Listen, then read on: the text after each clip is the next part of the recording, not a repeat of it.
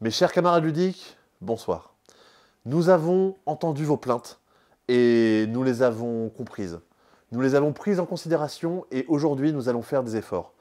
Cette semaine, ce n'est pas Simon, ce n'est pas Baptiste qui me filme, c'est Tim. Et le dernier C'est Dispo que nous avons fait tous les deux a causé de nombreux commentaires. Effectivement, nous avons énormément divagué sur divers sujets et aujourd'hui, nous engageons à le faire moins, de façon à ce que cette émission reste le plus agréable à regarder du monde. N'est-ce pas, Tim? Oui, bah, elle sera très agréable. Ah oui, bien sûr. Mais ce n'est pas pour autant que l'on ne va pas discuter et que l'on ne va pas un peu faire la fête. Oh, bah, oui, je sais pas, c'est notre tempérament de fêtard. À tout moment, s'il y a un petit peu d'ambiance, on pourra faire la fête. Ne vous inquiétez pas. Aujourd'hui, contrairement à la semaine dernière, un gros planning la semaine dernière, il y avait assez peu de jeux, ce qui fait que le C'est Dispo a été assez court au final. Cette semaine, il y en a beaucoup. Il y a beaucoup de jeux exposés, notamment des trucs très attendus. Il y a notamment le houleux qui crée de nombreux débats depuis hier, That's Not a Hat, on va y revenir très rapidement. Il y a le très attendu Radlands, un jeu d'affrontement à deux dans un univers un peu à la Mad Max. On a un jeu qui était... Je sais pas si les gens en ont entendu parler. Nous, on en avait entendu parler parce qu'on nous avait communiqué dessus depuis un petit moment. Ah, tu arrives à suivre. Le Zombicide Gear Up qui est ici, qui est... Ah ouais, raté. Là, oui, tu m'as vraiment pas aidé, là. C'était un piège. Le Zombicide Gear Up qui est, à ma connaissance, le premier jeu à cocher coopératif qui arrive en boutique, et qui est un jeu à cocher Zombicide, et l'immense Oath, le nouveau jeu de Colwerle, qui est l'auteur notamment de Root, de Pax Pamir. Mais là, ici, on retrouve le duo Colwerle Kyle Ferrin, donc auteur-illustrateur de Root, dans un jeu alors, assez différent de Root, mais vous voyez la taille de la boîte, et vous imaginez la taille du livret de règles, un jeu plutôt complexe. On va faire un petit tour de tout ça pendant le C'est Dispo, mais on va démarrer, je pense, parce qu'il y a beaucoup de gens qui vont avoir cliqué sur la vidéo pour ça, parce qu'on va pas attendre. Alors attends, moi je vais me mettre par ici, mais je pense que tu vas pouvoir aller te mettre de l'autre côté. Ah. Hop, on va parler de That's Not a Hat, un jeu de Casper Lap. Casper Lap, l'auteur de Magic Maze, et on reparlera d'un autre jeu de Casper Lap un peu plus tard dans la vidéo, qui est sorti, alors pour nous, on l'a reçu ici, mais effectivement, il était disponible depuis le début janvier chez Ravensburger, c'est juste que nous n'en avions pas commandé avant, ou alors on n'avait pas été livré, ce qui peut arriver des fois aussi. Il est nommé cette année à l'As d'Or dans la catégorie principale, et beaucoup de gens ont été étonnés en mode « C'est quoi ce jeu? On n'en a pas entendu parler, qu'est-ce que c'est ?» Et bien qu'est-ce que c'est? Je vais vous le présenter de ce pas. Nous avons des objets, ici nous jouions à 3 personnes, 3 objets chacun, un devant nous. Quand c'est mon tour et que je démarre un tour de jeu, je vais prendre la première carte de la pioche, donc ici un magnifique piano, que je vais retourner. J'ai une flèche qui m'indique à qui je vais l'offrir, je vais offrir ce piano à la personne à ma gauche. Donc je vais dire, tiens, voici un piano. Gentil. Qui va du coup la récupérer chez elle. À chaque fois que je fais un cadeau à quelqu'un, cette personne peut choisir de l'accepter ou de le refuser.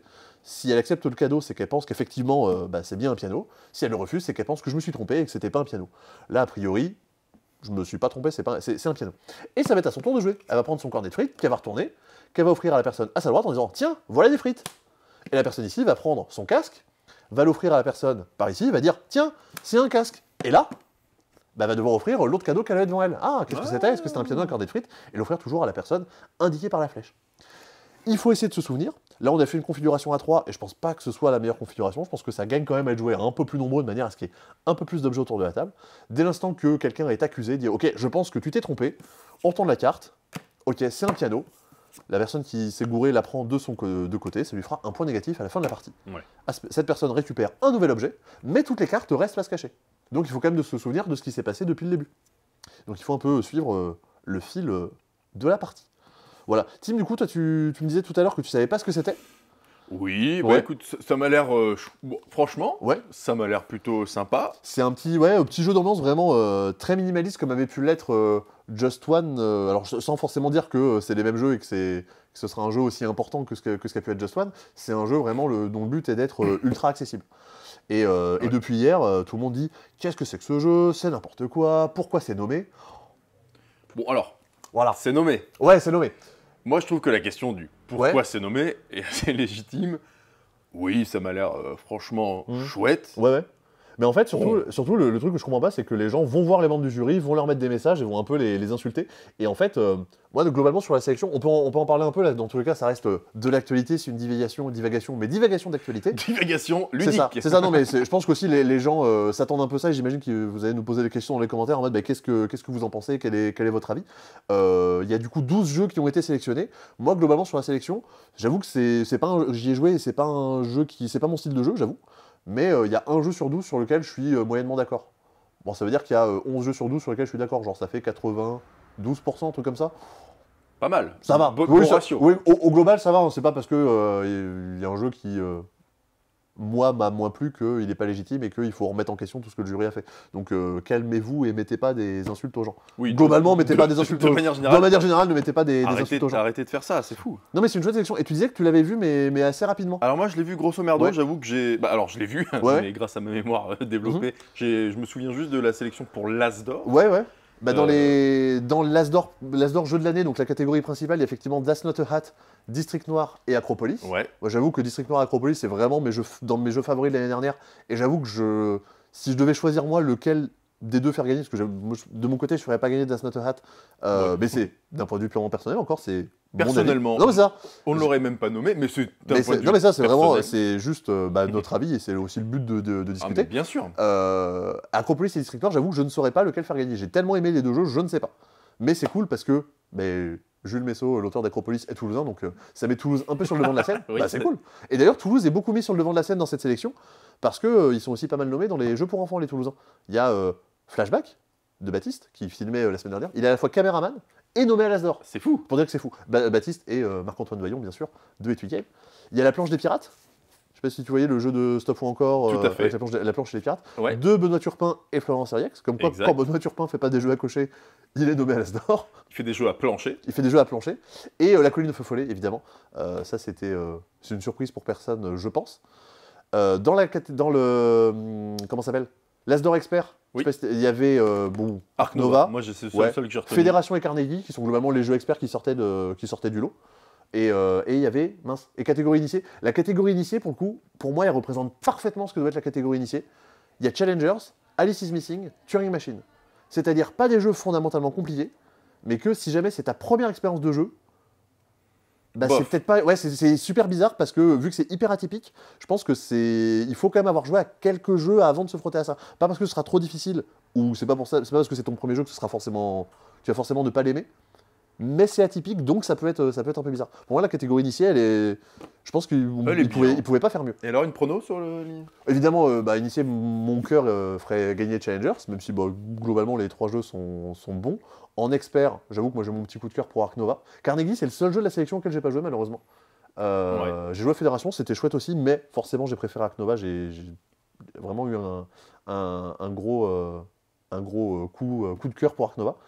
Et en enfant, La Colline de Feu Follet, je pense, c'est possible aussi.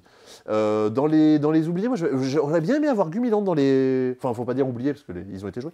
Mais non, moi Gumiland en enfant, j'avoue que j'y croyais pas mal. Un petit deck building pour enfants. J'avoue que ça marchait bien, et le fait d'utiliser une mécanique de jeu, on va dire, un peu plus costaud, adapté pour des enfants, je trouve que c'était plutôt élégant et plutôt bien fait. Mais voilà. Et je sais pas. Qu'est-ce qu'il y aurait pu y avoir d'autre? Moi, les absents, franchement, le banger ultime de cette année, c'était le Trône de Fer, pour moi, Bitwix. Ouais. Qui aurait été en initié, du coup? Qui aurait été plutôt en initié, mais... Alors moi, j'y ai joué assez tardivement, finalement. Ouais, c'est vrai que tu l'as découvert pendant les vacances de Noël. Pendant les vacances de Noël, et j'ai joué qu'à ça pendant toutes les vacances de Noël. Ça, pour moi, c'était un ultime banger. Après, vraiment, il faut aimer ce genre de jeu. C'est vraiment de la revisite d'un Love Letter, mais de la même façon, tu vois, Turing Machine, clairement, ça s'adresse pas à tout le monde. Le Trône de Fer d'après, en même temps, par catégorie, il y a 3 nommés, donc forcément, c'est pas pour dire que non, il y a que ces 3 jeux-là qui ont existé cette année, c'est que à un moment, il faut faire des choix. Exactement. Et les choix, c'est pas facile. Bon, voilà, c'est le petit côté débat. Dites-nous dans les commentaires, évidemment, ce que vous auriez aimé voir, et ce que vous pensez voir gagner. Ouais. Et on lira tout ça, parce que c'est toujours chouette, les petits commentaires. Bah oui, commentez. On va enchaîner sur un jeu assez différent, mais qui a un nom un peu rigolo, parce que si on regarde vite, ça pourrait vite s'appeler Dick Pic. Mais non, en fait, ça s'appelle Pic Pic. Pic Pic. C'est un... J'ai dit qu'on allait en parler plus tard dans la vidéo. C'est un jeu de Casper Lap, l'auteur de Das Not a Hat et de Magic Maze. Mais on reparlera de Casper Lap encore un peu plus tard. Pic Pic, c'est un jeu avec des photos qui sont un peu chelous. genre un rhinocéros qui est sur le bord d'un immeuble, on a des gens qui se baladent avec des brocolis. Qu'est-ce que c'est que Pic-Pic? Alors, comme ça, on pourrait croire que c'est comme Saint On a chacun une carte devant nous. Oui.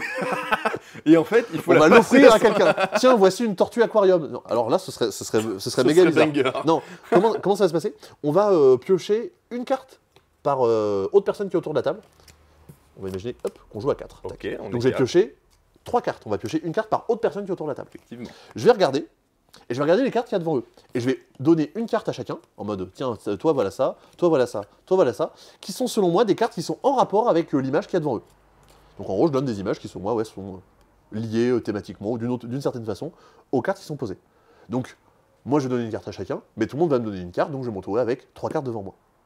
Je vais ajouter en plus une carte de la pioche, je vais les mélanger, et je vais devoir les classer selon l'ordre de pertinence, me dire, ok, je pense que celle-là, par rapport à ma carte, c'est la plus pertinente. Celle-là, c'est la deuxième plus pertinente, et ainsi de suite. Mais c'est littéralement un mélange de Dixit et de Compatibility. Il y a un peu de ça. Et qu'est-ce qui va se passer? Derrière, on va révéler les cartes, donc on va dire, ok, moi la plus pertinente que j'ai trouvée, c'est celle-là. Ah, c'est toi qui l'as donnée, moi je marque un point, et toi tu marques un point. Bravo. Cette carte-là, c'est Tim qui l'a donnée. Moi je marque un point, et Tim va marquer un point. Chouette. Cette carte-là que j'ai mise, c'est la carte de la pioche. Aïe, aïe, aïe, aïe, aïe. Les cartes suivantes ne sont pas révélées, ne vont pas rapporter de points. Okay. Donc le but c'est d'être plus pertinent que la pioche. Donc forcément ça va râler en mode mais non mais comment t'as pas pu voir que mon truc était plus évident que le tien? On a joué la semaine dernière à 3 et c'était vraiment rigolo, on s'est bien marré. Le seul petit inconvénient c'est que en une partie on a vu quasiment toutes les cartes. Aïe. Ce qui est gênant ou pas, hein, mais c'est vrai que avoir un peu plus de renouvellement dans les cartes ça aurait pu être cool. Ouais. Mais bon, vu le format de la boîte, je crois que ça coûte 17 ou 18 €. Donc pour ce genre de jeu avec pas mal de cartes et pas mal d'images, ça reste assez entrée de gamme et... Pour te contredire, au final, dans un Dixit, les dessins, t'en fais le tour assez rapidement. Ouais, non, c'est vrai. C'est 80 cartes le Dixit, je crois. Ouais, pas grand-chose. Et dans Compatibility, c'est les mêmes cartes tout le temps. Non, mais et pourtant, ça marche. Donc, ne vous faites pas c'est vrai, Compatibility, il n'y a qu'un lot de... c'est tout le temps les mêmes cartes. Non, mais c'est justement... En fait, quand on l'a vu arriver, on fait « Oh, qu'est-ce que c'est? Bon, c'est encore un jeu à la Dixit. » Mais non, honnêtement, il a son petit truc et c'était une bonne petite surprise. Ça m'a l'air charmant. Et oui, tout à fait. Comme toi, Tim. Je le sais bien. Qu'est-ce qu'on va faire? Eh bien voilà, par là, on va parler un petit peu des retours en stock. N'a pas été nommé à l'As d'Or Modi, mais il est de retour en stock. N'a pas été nommé à l'As d'Or, mais il est de retour en stock. Sushigo Party, deux jeux qui ont été un peu victimes de leur succès. Des très bons jeux qui sont sortis l'année dernière. Tu m'as fait un signe, qu'est-ce qui s'est passé? Non, rien, je me suis rappelé de ton jeu de mots tout à l'heure, ça m'a... Ah c'est vrai, c'est vrai. J'avais fait un super attends, au pire, on refait la scène, et comme ça tu peux le faire si tu veux. Ok, alors vas-y, deuxième, ok. Dans les retours en stock, on a Modi, qui était un des bangers de l'année dernière, dans les jeux d'association d'idées, et dans les petits jeux de draft très malins et très rejouables, il y a Sushigo Party. Maintenant c'est plutôt Sushigo Revenu, parce qu'il est de retour en stock.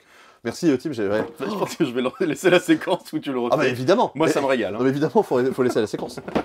Retour en stock, Cartographers et Cartographers Heroes, les meilleurs jeux à cocher de la vie. C'est d'un point de vue très objectif. Non mais c'est dans mes jeux préférés de tous les temps. C'est Cartographers. D'ailleurs pas nommé non plus cette année, très étonnant. Il a été nommé au Kennerspiel. Ah c'est vrai? Ouais, mais il l'a pas gagné. Je sais plus qui était en face. Dommage. Mais il avait été nommé. Un retour en stock, alors en fait c'était encore disponible, c'est juste qu'on n'en commandait plus, mais c'est vachement bien. Silver and Gold, c'est un jeu de Phil Walker Harding qui est l'auteur de Super Mega Lucky Box. Et on est sur un petit jeu à cocher à combo, très simpliste, comme peut l'être Super Mega Lucky Box. Et j'avoue, moi j'ai une petite préférence pour Silver and Gold. C'est un retour en stock, mais je suis pas sûr que les gens le connaissent. On a chacun 2 cartes devant nous. À chaque tour, on retourne une carte avec une forme de Tetris. Et je dois dessiner cette forme sur l'une de mes cartes. Tout simplement. C'est ça. Quand je complète une carte, je la mets de côté et j'en récupère une nouvelle. Chaque carte que j'ai complétée me fait des points. Mais sur mes cartes, j'ai des petits bonus. Quand je coche une croix, j'ai le droit de refaire une croix autre part. Quand je coche une pièce, ça va me faire des points. Et si je fais plus de pièces que les autres, je vais avoir des points à certains moments. Il y a des petits palmiers qui vont faire des points, etc. C'est un petit jeu vraiment tout simple. Ça coûte pas si cher, c'est une vingtaine d'euros, c'est 20 €. Mais, il y a un truc qui est très notable à l'intérieur, c'est que vous avez des feutres Faber-Castelli. Et c'est, je pense, les meilleurs feutres que j'ai vus dans une boîte de jeux à cocher. Donc si vous avez l'habitude d'utiliser des feutres Velleda, là vous avez un super jeu, et en plus vous avez des super feutres. A priori, normalement le jeu coûte 10 €. Peut-être. Mais les feutres font que, bon... Font que, voilà. Effectivement. Dans les nouveautés, nous avons Patty et la colère de Poséidon, qui est un jeu coopératif dans l'univers du film qui vient de sortir, ou qui va pas tarder à sortir. C'est Joanne Dufour, Alexis Allard et Christophe Loras. Christophe Loras, j'avoue que j'avais regardé ce qu'il avait fait d'autre comme jeu, mais j'ai oublié, j'avoue. Désolé à toi. mais tu es quand même présent. Mais Joanne Dufour et Alexis Allard, forcément, les connaît un peu plus. C'est des Toulousains, donc la bise à eux. La bise. C'est ça. C'est un petit jeu coopératif dans lequel on va jouer des cartes de notre main dans une ligne. Et le but, c'est de faire correspondre des symboles. Vous voyez que sur le bord des cartes, vous avez des symboles. Et si jamais on fait des correspondances, on va retourner des tuiles de la couleur qui correspond. Genre, j'ai aligné 2 symboles rouges, je vais retourner une tuile rouge.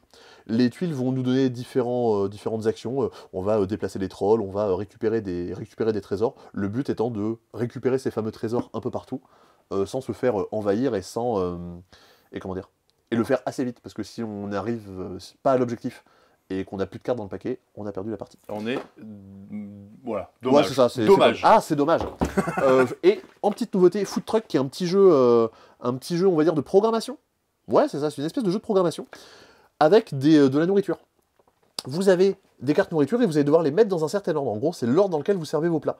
Chacun notre tour, on retourne la première carte de notre paquet. Ah, j'ai servi un burger. Tim, tu as servi des frites. Ah oui. Nico, il a servi une glace. Moi, ça revient à moi, j'ai servi un burger. Ah, je vais l'empiler sur mon burger. Toi, Tim, t'as servi un burger? Ah, il y a déjà un burger autour de la table. T'es éliminé. Ah oui. C'est ça. Eh ben oui. Et derrière, ça va être à Nico de jouer. Et on va regarder comme ça qui est le dernier à retourner encore des cartes. Si c'est moi qui est le dernier à retourner des cartes, je gagne un petit point. Et on fait des manches jusqu'à ce que je gagne 3 points. Ok. À la fin de chaque manche, on va récupérer des cartes. Justement, en gros, on va un peu construire notre deck builder, entre guillemets.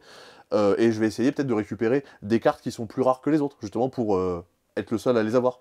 Parce que si je suis seul à l'avoir, je suis sûr de tenir un tour de plus. C'est complètement du deck building. Ouais, c'est ça. Et, ou alors récupérer des cartes que j'ai déjà. Genre, je récupère des burgers. Comme ça, dès l'instant que j'ai un burger devant moi, tous les burgers que je retourne, je vais pouvoir les empiler. Et ça va me permettre de survivre un peu plus longtemps. Charmant. Voilà, un tout petit jeu tout mignon. 2 petits jeux. Alors, pas mignons en termes de design, mais je les trouve tellement jolis. Vraiment, les illustrations, je suis tout à fait fan. C'est 2 jeux solo. Mais en fait, c'est un peu un jeu solo. En fait, c'est 2 variations autour d'un même jeu. Nous avons traqué Colonie minière 415, toute ressemblance avec Alien serait purement fortuite.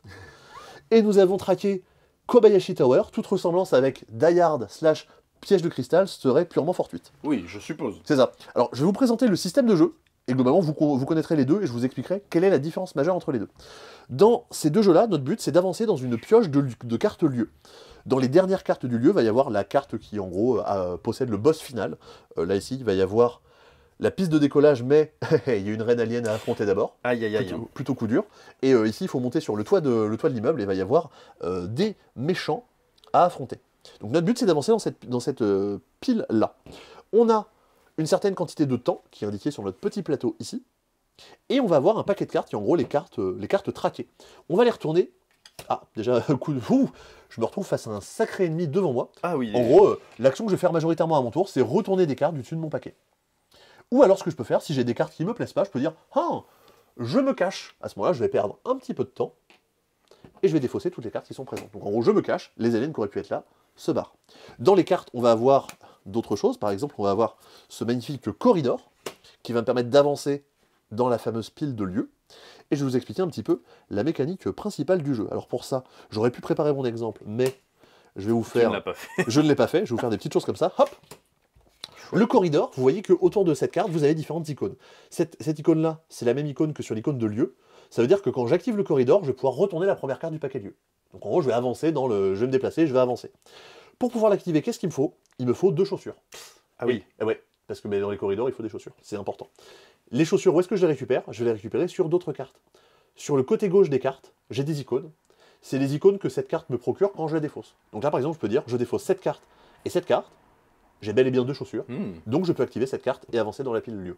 Cool. Mais par contre, cette carte qui est un lance-grenade, qui est une arme qui pourrait me servir éventuellement pour me tataner, vu que j'ai défaussé, je pourrais pas l'avoir.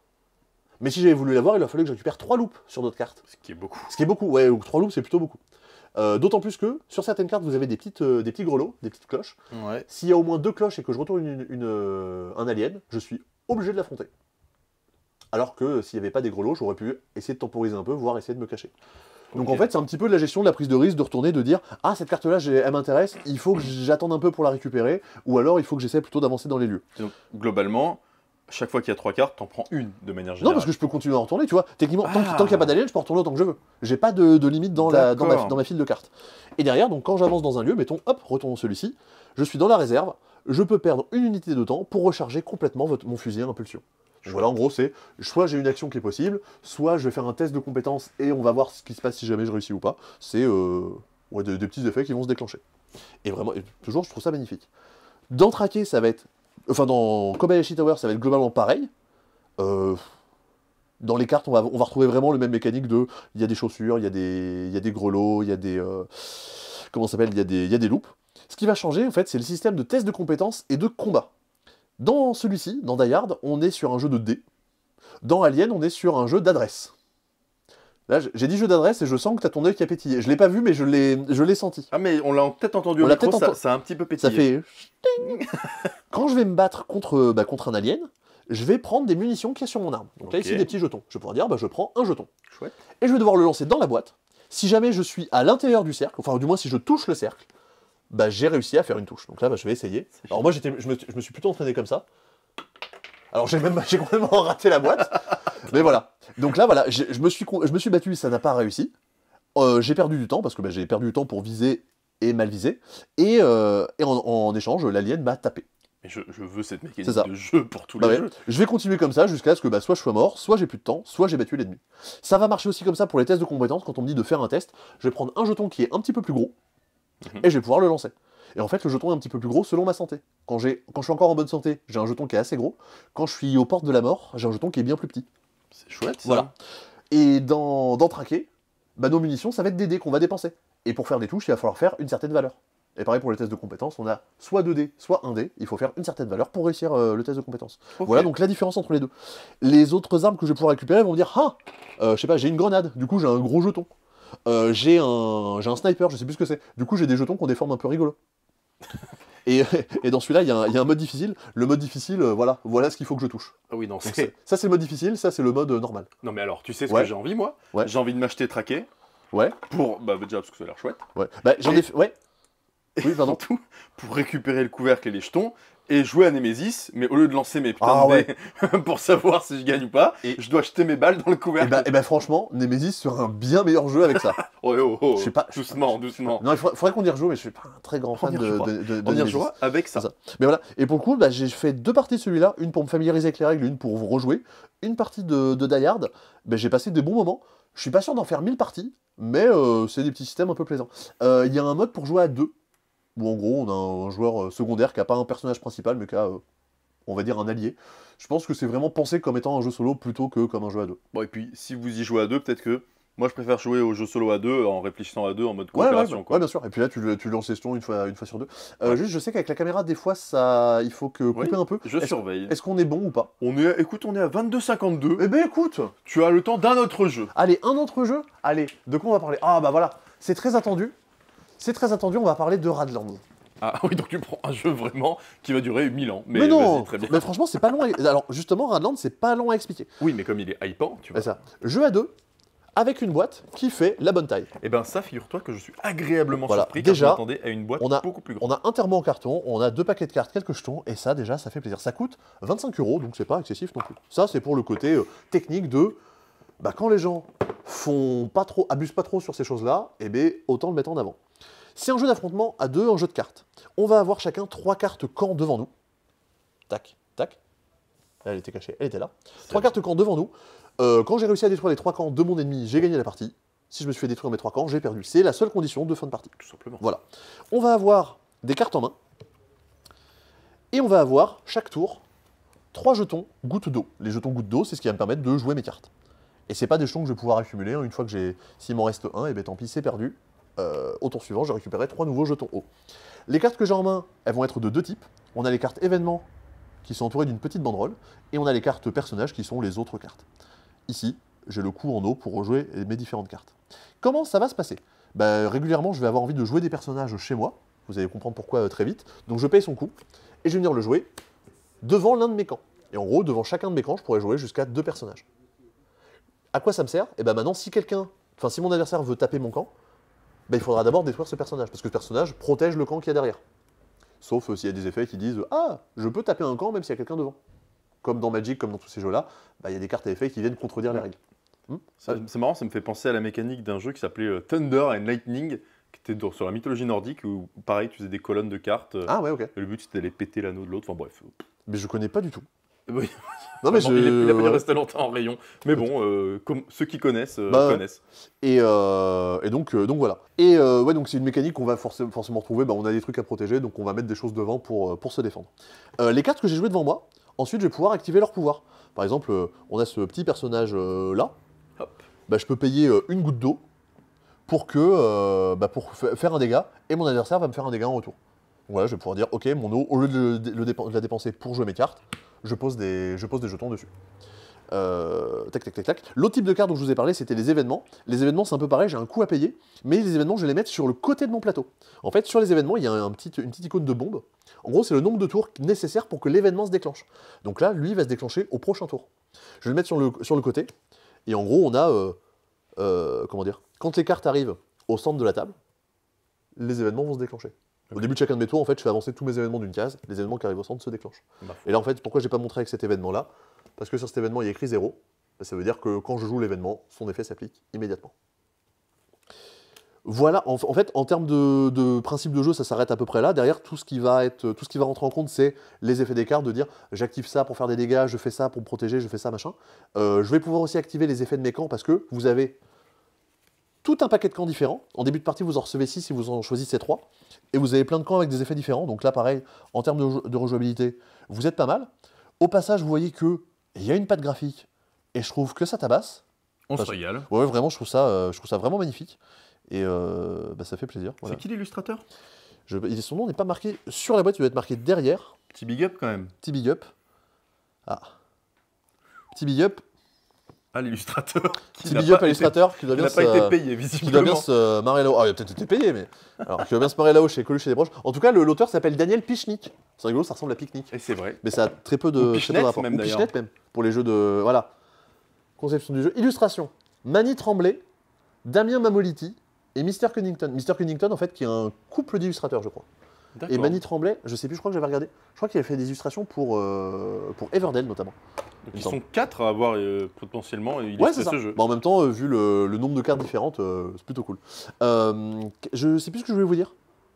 Globalement, voilà, la règle, bah, vous avez vu la taille de la règle quand je l'ai sortie. C'est pas un jeu qui est fondamentalement compliqué à expliquer. Le seul truc, c'est que, comme pas mal de ces jeux, ça repose sur l'iconographie, de dire, bah, en fait, au milieu d'une phrase, je vais avoir une icône, plutôt que d'écrire des trucs de texte. Ça, puis mon adversaire en jeu. Il faudra 1 ou 2 parties pour s'y familiariser. Il y a 6 ou 7 icônes, donc ce sera allez, on va dire le petit point négatif, mais a priori, si vous aimez ce genre de jeu. Non, c'est ça. Je pense que ça s'adresse complètement aux gens qui ont bien aimé Champ d'honneur, dans un style un peu différent. Il n'y a pas le côté je me déplace sur un plateau, ou qui aime bien Star Realms. Star Realms, c'est un cran au-dessus. Il n'y a pas le côté deck building, mais on a ce côté de on pioche des cartes dans un même paquet et on doit se débrouiller avec ce qu'on récupère. Chouette. Voilà. Et une partie dure, ils mettent entre 20 et 40 minutes. On a mis 40 minutes pour la première partie, mais vraiment, on a pris notre temps. Donc je pense qu'il y a moyen de gagner en efficacité. Mon cher petit. je sais pas ce que je vais dire là. Alors là, la belle surprise. C'est ça, Zombicide Gear Up. Là, vous allez me dire, qu'est-ce que c'est que ça? Qu'est-ce qui nous parle d'une extension de Zombicide? Les Zombizouz, je vous rejoins. Ouais, c'est avec Simon. Les Zombizouz, les fans de Zombicide. Nous, on les appelle les Zombizouz. Mais écoute. C'est mignon, ça fait un peu comme bisou, tu vois, c'est Zombizouz. Je sais pas, Zombizouz, ouais. Je sais pas, c'est mignon comme nom. Écoutez. Zombicide, j'avoue, moi je suis passé complètement à côté, c'est pas une licence qui me parle spécialement. Les figurines, les machins, les grosses boîtes, c'est pas trop mon délire. Là, qu'est-ce que c'est? C'est pas une extension de Zombicide, c'est un nouveau jeu. C'est un jeu à cocher dans l'univers de Zombicide. Pour l'instant, ça donne très envie. Alors, première chose qui peut donner envie, enfin, du moins qui intrigue. Qu'est-ce qui se passe? Deuxième chose, c'est un jeu de Jordi Haddad et Marco Portugal. Marco Portugal, je sais plus ce qu'il a fait, mais Jordi Haddad... Le Portugal, il me semble. Peut-être, c'est l'auteur du Portugal. Et Jordi Haddad, c'est l'auteur de Cartographers. Donc là, je vois ça, je fais OK. Et c'est c'est de ce que je sais, le premier jeu à cocher coopératif qui arrive en boutique. Il y en a sûrement d'autres qui sont prévus. Il y en a peut-être qui sont sortis en print and play ou en côté un peu plus confidentiel. Mais là, c'est le premier arrivé en boutique. Donc là, déjà, on nous dit ça. Ça fait des mois qu'on en a entendu parler. Qu'est-ce que c'est? Eh oui. Eh ben, je vais vous le dire. Je ne sais pas... Ça tease. J'ai tenté une imitation de Sarkozy, alors que pas du tout. J'ai même pas bougé les dents, voilà. Alors, Comment ça se joue ça? Comment ça va se jouer? On va chacun incarner un personnage et dès le début de partie, on va avoir des zombies qui vont venir nous attaquer. Ces zombies, on va les mettre sur le côté de notre feuille et on va chacun avoir une feuille comme ça qui représente notre personnage. On va chacun avoir des zombies qui vont venir nous attaquer. Donc là, on a Roger. C'est ça. Et Ethan. Et Ethan. On a 6 personnages en tout dans la boîte qui vont être toutes et tous différents. On a sorti 2 mecs, franchement, c'est abusé parce que. J'avoue. Non, alors parce que le line-up est complètement 100% mixte. Nous avons aussi Bradley et nous avons Lisa, Yara et Skyler. Yara qui a des putains de griffes et Lisa qui a un énorme minigun. Si c'est pas la classe.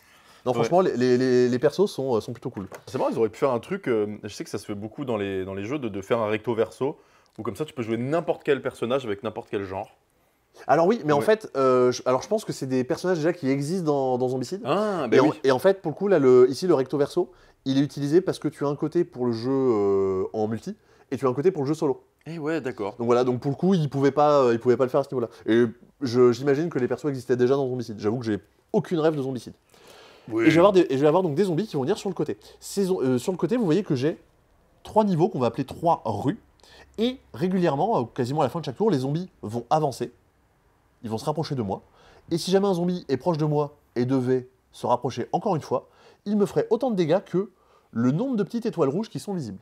Ok. Et derrière, comment ça va se passer à chaque tour? Hop, on retourne une carte qui va me dire, j'active mon arme rouge, et tous les zombies qui présentent le symbole de chevron avancent d'une case. Donc là, je vais regarder, mon arme rouge, c'est quoi? C'est la grenade incendiaire, donc je peux dessiner cette forme sur l'un des zombies qui est chez moi. Mettons, je pourrais dire, je vais le faire ici, hop, je vais faire des croix par là et par là. J'ai coché une étoile, donc déjà celui-là, il me fera un dégât de moins. Et j'ai coché une petite balle, donc je vais venir la récupérer sur mon petit personnage. Derrière, les zombies qui ont 2 chevrons avancent, et on va passer au tour suivant. Finalement, ça ressemble un peu à Silver and Gold, au final. Ouais, c'est un peu comme ça. Et justement, en lisant la règle, je fais, ok, ça me paraît pas mal. Après, il va falloir y jouer, mais je vais vous expliquer ce que j'en ai pensé, mais je pense que vous devez vous douter un petit peu. Et on va retourner comme ça les cartes. On a donc chacun 4 armes devant nous. On a une arme favorite qui est déjà améliorée, je viendrai aux améliorations juste après, et on a 3 armes un peu plus basiques qui vont tomber plus souvent. Notre arme favorite, c'est un peu notre ulti, il tombera que une fois par manche, et autant dire que c'est pas souvent. Et on va donc dessiner des formes et tout ça. À partir d'un moment dans la manche, il y a des cartes zombies qui vont arriver. Là, les cartes zombies, qu'est-ce que ça dit? Zombie A, il y a un zombie basique qui apparaît. Donc on prend un zombie, et là, quand on joue en multi, on fait, bon d'accord, qui c'est qui le prend chez lui? Il va falloir répartir un peu en disant, ah toi, t'as réussi à battre un peu des zombies, ou toi, tu te retrouves un peu mieux, vas-y, récupère-le, parce que vraiment, chez nous, c'est la merde. Il y a des zombies basiques et des zombies un peu vénères qui sont plus forts, qui ont plus de cases à remplir, et éventuellement qui peuvent avoir des petits effets spéciaux, pas piquer des hannetons. Pour battre un zombie, il faut complètement remplir la forme qu'il y a chez lui, donc il va falloir bien agencer les formes pour s'en sortir. Et à chaque fois que je bats un zombie, je peux améliorer l'une de mes armes. Les améliorations, c'est ce que vous voyez donc juste là. Pardon, que vous voyez réfléchir au jeu. Que vous voyez juste là, donc par exemple, je pourrais dire, ah j'ai battu tel zombie, je peux améliorer mon fusil de précision. Je suis obligé de faire la première amélioration avant de faire la deuxième. Là, cette amélioration, qu'est-ce qu'elle me dit? C'est une amélioration qui s'appelle à distance. Et bien maintenant, quand j'utilise mon fusil de précision, je peux taper chez moi, mais aussi chez quelqu'un d'autre. Ça, c'est cool. Donc par exemple, je pourrais aider quelqu'un à battre un zombie. J'ai des améliorations qui vont me permettre de récupérer des boucliers pour me protéger ou des balles à chaque fois que je vais cocher certains types de symboles. J'ai des améliorations qui vont me permettre de taper tous les zombies d'une même rue, ou un zombie par rue. J'ai des améliorations qui permettent de prendre ma forme et de la couper en 2, pour essayer de la répartir un peu mieux. Tu as fait une énorme grimace. Non mais oui, c'est parce qu'en fait ma forme est coupée en 2. Non. J'ai pas l'image d'un poliomino. C'est qu'en fait, tu vois, j'ai ce poliomino ici. Là, j'ai ce petit symbole qui me dit, je peux la séparer. Donc par exemple, je pourrais dire, je prends les 2 petits trucs que tu vois en bas et la forme de T en haut, et je vais les dessiner sur un même zombie, mais à 2 endroits différents. Donc voilà comment ça se passe. On va jouer 2 manches. Pendant la deuxième manche, il y a un boss qui apparaît. Le boss est plutôt vénère, il va passer de personne en personne et va un peu taper. Là par exemple, on a le zombie-fan qui est clairement pas le premier boss, qui va taper régulièrement et qui va taper tout le monde en plus, donc il va vraiment plutôt faire fort. Lui, il a un petit effet spécial. Quand on réussit à complètement entourer un petit os, on va détruire toute la ligne et toute la colonne de cet os. Ah, c'est fort ça. C'est ça. Et vous avez 6 boss différents dans la boîte. Donc autant dire que vous avez une belle rejouabilité. Et quand on a battu le boss, on a fini la partie. C'est ça, dès l'instant que le boss est battu, on a gagné la partie, même s'il reste des zombies chez les uns chez les autres, et c'est pas grave. Voilà un peu de quoi il en retourne. Ça joue de 1 à 6. Je suis pas sûr que jouer à 6 soit forcément soit vraiment la meilleure chose à faire, mais à 2, 3, 4, c'est cool, il y a un peu d'interaction entre les gens, de dire « Ah tiens, vas-y, je récupère tel zombie. Ah bah tiens, vas-y, je vais aller, je vais aller attaquer chez toi. » Mais en solo, en tout cas, ça fonctionne du tonnerre. On a reçu la boîte hier après, on reçoit les trucs à l'arrache au dernier moment. On sait même pas ce qu'on a, on reçoit les trucs en deux. Enfin vraiment, c'est un miracle qu'on l'ait reçu la veille de la sortie. J'y croyais même plus. On y a joué le soir, on en a fait 2 parties d'affilée. Nico et Christy étaient un peu plus dubitatifs. Mais moi j'ai surkiffé. Je suis rentré chez moi à 2h30 du matin. J'en ai refait 2 parties, ce qui fait que je me suis couché à 4h, 4h30. Et j'ai trouvé ça méga cool. Ça coûte 25, 27 euros, un truc comme ça, donc c'est pas méga abusé non plus. Encore une fois, la boîte fait la bonne taille pour le jeu. Et je trouve ça hyper enthousiasmant. Pareil, je sais pas si j'y jouerai pendant 8 ans. Mais en tout cas, j'ai envie de tester tous les persos, j'ai envie de tester tous les boss. Et j'ai envie d'augmenter la difficulté. Parce que oui, là en gros, la carte que vous avez ici, c'est une carte pour 2 qui indique la difficulté. Mais vous avez des difficultés supplémentaires, genre facile, moyen, difficile, cauchemar. Déjà moyen, pour gagner c'est chaud. Difficile ou cauchemar, pour gagner, je sais pas comment c'est possible. J'imagine qu'il faut s'améliorer, s'entraîner et devenir un peu meilleur. Mais ça pour l'instant... Jusque-là, je pense pour l'instant, je n'en suis pas là. Donc voilà, ça c'était la bonne surprise de la semaine. Je pense que ça ne s'adressera pas à tout le monde. Hein. Déjà, les jeux à cocher, il y a des gens à qui ça plaît pas. Zombicide, je pense qu'il y a des gens que ça va rebuter. Et le côté coopératif, pareil. Mais si ça peut vous intéresser, en tout cas, je pense que vous vous êtes fait un avis. Le jeu pour lequel vous allez pouvoir vous faire un avis, de savoir si c'est pour vous ou pas, c'est celui-ci. Mama Oath, chronique d'Empire et d'Exil. Donc comme on le disait, un jeu de Cole Wehrle, illustré par Kyle Ferrin. C'est un jeu, je crois que ça fait 3-4 ans que c'était attendu. Tu sais, Jérémy, qui bossait chez nous, de la chaîne de l'Udema, avait fait une vidéo, genre, mon top des jeux attendus de l'année 2019, je crois, ou 2018, et il y avait Oath dedans. Donc autant dire que ça fait un petit moment que c'est attendu. Alors, je vais tenter une présentation.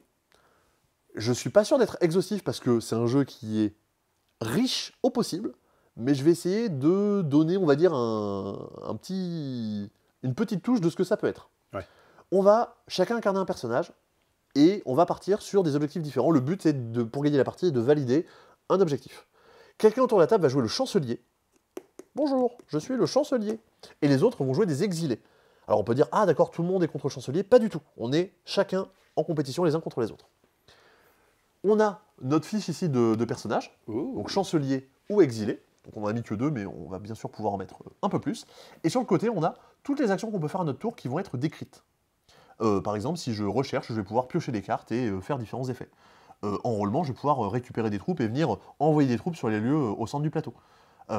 Faire campagne, ça va me permettre d'aller choisir quelqu'un et d'essayer de lui piquer un truc qu'il a pris. Genre, ah, tu prends possession de ce lieu, bah vas-y, je t'attaque et on voit ce que ça donne. Donc voilà un peu les différentes actions que je vais avoir à mon tour. Chaque action que je fais va me coûter des provisions. Les provisions, c'est les jetons, enfin c'est le petit jeton que vous voyez là, genre, ah, une action me coûte 2 provisions, je le déplace de 2. Quand j'ai plus de provisions, je peux plus faire d'action à mon tour. Et à la fin de mon tour, je vais récupérer autant de provisions en fonction des troupes que je n'ai pas utilisées. Genre, ah, j'ai beaucoup de troupes sur le plateau, bah forcément ça te demande de la bouffe parce que des bouches à nourrir, ma bonne dame, vous savez bien ce que c'est. Donc forcément, plus j'ai de troupes qui sont sur le plateau, moins je pourrais faire d'action à mon tour. Déjà, premier début. Je suis une petite poule, je marche sur des œufs. Pour l'instant, on sent bien la patte routienne quand même en termes d'ergonomie et d'édition. Ouais, alors pour le coup, j'avais très peur en termes de... J'ai lu le livret d'apprentissage, donc le fameux truc qui n'est pas le guide des règles complet, mais qui est, on va dire, une introduction au jeu. Et bien, globalement, c'est clair, je l'ai lu hier, et en revoyant le matos, je m'en souviens encore. Donc c'est que ça va. Ça va. Derrière, donc vous avez ce plateau, un magnifique playmat, avec 3 endroits. Et dans chaque endroit, vous allez avoir des lieux qu'on va pouvoir aller découvrir. Justement, une des actions que je vais pouvoir faire, c'est me déplacer à l'intérieur d'un même lieu pour aller découvrir un endroit. Et cet endroit, je vais pouvoir en prendre possession et je vais pouvoir venir jouer des cartes sur le côté qui vont me donner différents bonus. Dans les lieux, on va avoir aussi des reliques.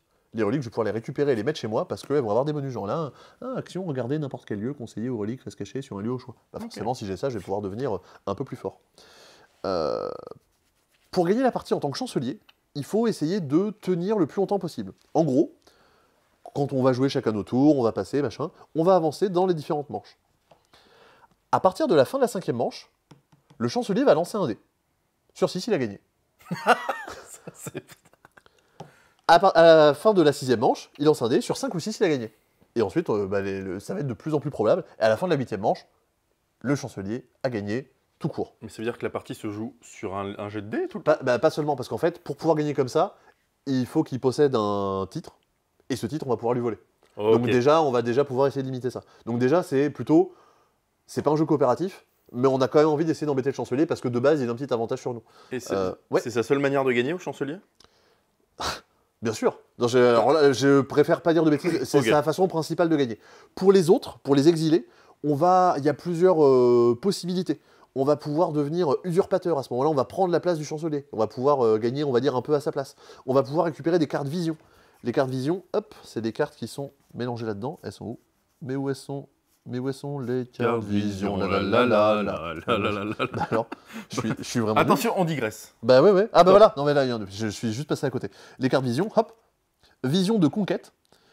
Vous gagnez si vous contrôlez plus de lieux que quiconque, et si au moins 3 visions ont été piochées. À chaque fois qu'il y a une vision qui est piochée, on va venir augmenter le petit compteur. Déjà, ça va faire en sorte que ça coûte plus cher de piocher des cartes. Oui. Et dès l'instant qu'il y a au moins 3 cartes vision, on peut gagner grâce aux visions. Ah, c'est-à-dire que même le chancelier. Ouais, normalement, pas le chancelier. Vous voyez un peu comment je me situe par rapport au jeu. Voilà. Donc tout le cœur du jeu, ça va être ça, d'essayer d'accomplir ses objectifs, d'empêcher les autres de gagner, d'essayer de gagner un peu de position sur le territoire, de dire « Ah, moi je vais plutôt essayer de développer mon économie, moi je vais plutôt essayer de foutre des troupes pour essayer de me protéger, moi je vais essayer de récupérer des reliques parce que ça me donne des bonus. » Voilà un peu de quoi il en retourne. Ça a l'air d'être un jeu avec une asymétrie de stratégie comme Root, en fait, finalement, ça reprend cette mécanique. Et en fait, l'asymétrie n'est pas présente du départ. Oui, mais au fur et à mesure, c'est ça, je veux dire. Parce que Root, c'est vraiment, on joue toutes et tous à des jeux différents. Là, en fait, ça va se créer au fur et à mesure. En fait, dans le livret d'apprentissage, il y a un truc plutôt bien foutu de dire, eh ben, au premier tour, voilà ce qui pourrait se passer. Il y aurait ça, point tel, lui, il ferait ça, lui, il ferait ça. Et tu as une petite justification de dire, ok, lui, il se dit, ok, là, j'ai la bonne carte qui va bien, je vais essayer de me développer sur le militaire. Le jour suivant, se dit, ah, j'ai vu que l'autre, il s'est développé sur le militaire. Bah, moi, je vais peut-être essayer de développer sur un autre truc, j'ai la possibilité de commencer à développer mon économie. Bah, vas-y, je pars là-dessus, on va voir ce que ça donne.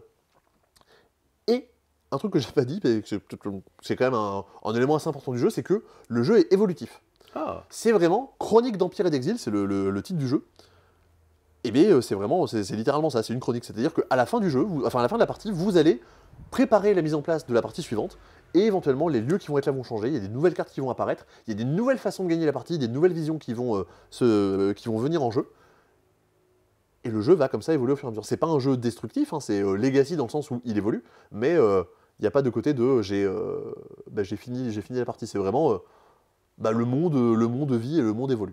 Le monde change tout autour de nous. Exactement. Le monde change et devient flou. Le monde change, c'est fou. Il reste le même malgré tout, car il faut tous les attraper, être le plus déterminé. Tout à fait, Pokémon. Voilà. C'est ça, saison 3. Ah oui, donc j'avais pas la saison. Je pense que dans tous les cas, si Oz déjà vous avez intrigué, vous avez sûrement déjà regardé les vidéos. C'est un jeu qui vaut 100 €. Donc déjà, ça peut vous dire si c'est bien ou pas. Globalement, ça a l'air d'être plutôt bien à 4, 5. Ça joue de 1 à 6. Mais c'est plutôt a priori à 4, 5, 6 où ça... où ça prend de l'ampleur. Voilà. J'espère ne pas avoir dit trop de bêtises. Vous m'en... N'excuserez. Ouais, vous voyez le nombre de jeux qu'il y a cette semaine. Bon. Ouais. Voilà. S'il vous plaît. Hein. Ouais, hein. Voilà. Je pouvais pas jouer à Zombicide Gear Up, et puis voilà. Dice Hospital, Service d'urgence, un jeu de Matthew Dunstan et Breggy Gilbert, un peu le duo d'auteurs qui sort un jeu par semaine, quasiment. Un jeu par semaine, c'est sa peau contre ma peau, et je suis avec elle. Un dérivé de Dice Hospital, c'est pas une adaptation, c'est pas une extension, c'est un jeu, on va dire, dans l'univers de Dice Hospital. On va, chacun de notre côté, avoir une feuille devant nous. À chaque tour, il y a une carte qui va être tirée, on va lancer 3 dés. Un dé vert, un dé jaune, un dé rouge. Quand je suis joueur actif, je choisis un dé, et les autres ne peuvent pas le choisir, et les autres vont choisir l'un des autres dés qui est disponible. Okay. J'ai choisi le dé 6 rouge, je vais devoir écrire un 6 chez moi. Et il y a une petite action bonus, donc je vais pouvoir faire la petite action bonus. C'est sympa. Comment je vais faire pour remplir ma feuille? Alors attention, parce que niveau lisibilité, c'est pas tout à fait ça. Vous voyez que vous avez des espèces de petits sas, en gros, qui vont être entourés par des bords un peu plus épais que les autres. Et vous avez des portes d'entrée depuis cette partie du plateau. Oui, en fait, c'est ça, il y en a 7 en tout. Pour écrire une valeur, il faut que je l'écrive déjà depuis une entrée. Donc je pourrais écrire mon 6 ici. La case est grise, je peux écrire une valeur, peu importe la couleur de mon dé. Ici, je peux l'écrire que si le dé que j'ai choisi est rouge. Okay. Et derrière, si je veux réécrire une valeur dans cette case-là, il faudra que j'écrive une valeur strictement plus grande. Donc démarrer par un 6, c'est peut-être pas la meilleure idée du monde. Oui, parce que c'est des D6. C'est ça, parce que les valeurs vont de 1 à 6. Et on va comme ça remplir au fur et à mesure nos chambres, enfin nos compartiments. Un peu à la manière de Welcome, je pars de petites valeurs et j'essaie d'aller vers des grosses valeurs. Toutes les actions qui vont être disponibles, ça va me permettre notamment de récupérer des éléments qui me permettent de changer la valeur d'un dé, qui me permettent de changer sa couleur, qui me permettent de choisir le dé qu'a choisi le joueur actif, pour essayer d'avoir un peu plus de choix que prévu. Et ça me permet aussi de marquer des points de différentes façons. On va avoir des objectifs qui auront été tirés, de dire « Ah, si je récupère 8 stéthoscopes en premier, je vais gagner ça. Si je suis le premier à avoir entouré complètement ce symbole-là sur ma grille, je vais gagner des points. » Et des scorings de fin de partie. Pour chaque valeur 4 ou plus que j'ai créé autour de ce symbole, je marquerai 2 points. Ouais. Si j'ai réussi à faire des triplés de valeur, je vais marquer 5 points. Tout simplement. Voilà un peu de quoi il en retourne. Alors là, j'ai mis toutes les cartes. En pratique, on ne va pas jouer avec toutes ces cartes-là, on va jouer 24, 25 tours, tout dépend du nombre de joueurs. Voilà, donc encore un nouveau jeu à cocher sur le marché. Un jeu qui m'a, sans transition, un jeu celui-ci qui pareil, risque de vous parler après la présentation. Moi, ça m'a pas mal enthousiasmé. Ortis, un tout petit jeu, en 18 cartes et quelques dés. C'est la suite du solo multiprimé Orchard, c'est écrit dessus. Donc pourquoi inventer des façons de dire quand c'est déjà précisé. C'est un casse-tête. Vous allez avoir à chaque tour 2 cartes en main. Chouette. Et vous allez chercher à créer un verger. Sur ces cartes, vous avez des arbres fruitiers de différentes couleurs, éventuellement des clairières. À chaque tour, je dois poser une carte chez moi, et cette carte, je dois la poser en recouvrant des arbres chez moi. Comment est-ce que je fais pour jouer? Eh bien, il faut que je recouvre des arbres avec des arbres d'une même couleur. Donc là, j'essaie de trouver un exemple qui va bien.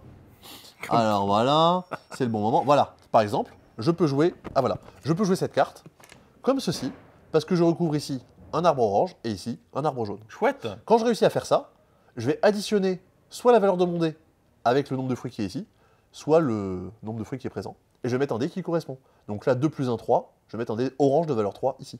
3 plus 2, 5, hop, ce dé va devenir un 5. Magnifique. Et je vais poser cette carte sur moi. Je joue comme ça jusqu'à ce que j'ai joué les 9 cartes que va durer ma partie. Attention, désolé, je vais me moucher. Ah putain. Voilà, ça c'était un beau moment. En exclusivité. Bientôt sur mon OnlyFans, Sébastien qui se mouche. Tous les fruits que je vais réussir à accumuler, en fait, toutes les valeurs de mes dés, ça va me faire des points à la fin de la partie, je vais les additionner, ça me fera mon score.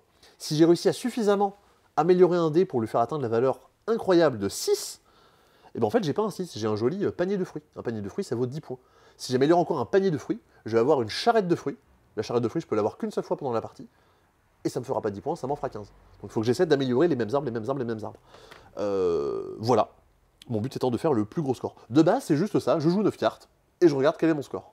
Mais, car il y a un mais, à la manière de Megalopolis et autres jeux du genre, les cartes sont recto verso. Au dos des cartes, il y a des petits objectifs. Et dans le mode avancé du jeu, je vais tirer 2 objectifs qui vont me donner des façons de marquer des points. Je pose un dé vert lors de mon premier tour et je gagne un point. Bon, ça, c'est pas vraiment un scoring supplémentaire, c'est vraiment juste une action. Ici, sirop de citron vert, les 5 dés verts doivent être en jeu. Si j'ai réussi, ça me fait 5 points.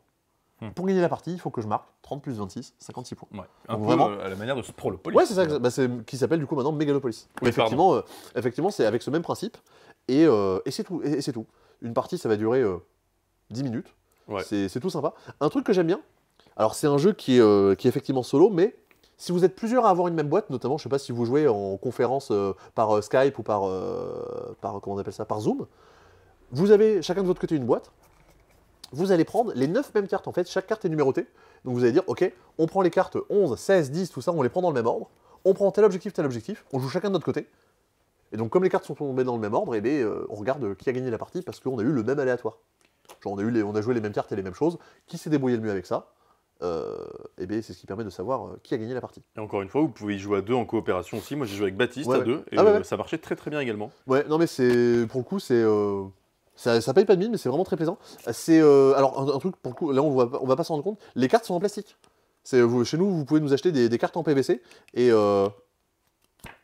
Voilà, non, mais c'est dans le la sens. démonstration. Non, mais c'est des cartes complètement résistantes. Oui, vous pouvez jouer à la mer. C'est ça. Des gens qui sont complètement résistants, c'est les personnages de Tomorrow. Et là, elle est belle, cette transition. Alors, vraiment, je fais... Attends, il y a une porte, vite, je rentre à l'intérieur. Il y a vraiment 1000 jeux, et j'en ai pas encore fini.